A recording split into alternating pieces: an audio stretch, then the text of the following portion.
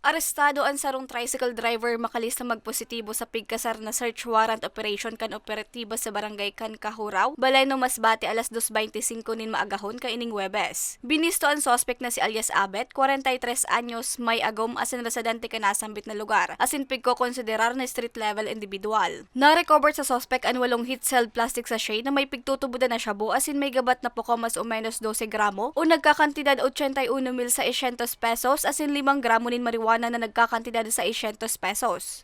Actually, nung na-sense niya po ng pagpasok po ng tropa sa area, actually po ma'am, tumakbo po itong suspect and nakita din agad siya na dakip po and then in-standby po namin siya dun sa harap ng bahay niya.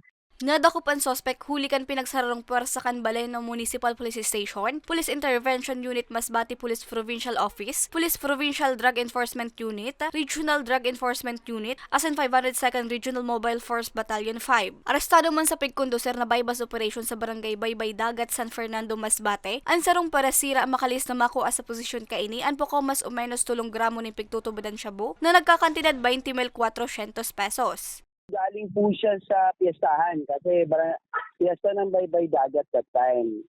Unfortunately, meron po tayong asset na yung nagtulay sa amin para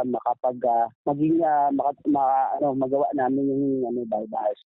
Sa ngunyan, parehong nasa custodial facility kan PNP ang duwang sospechado, asin kapwa na atubang sa kasong pagbalgar sa Akta Republika 9165 o Comprehensive Dangerous Drugs Act of 2002. Para sa mga baretang tatak Bicol, Regine Bue.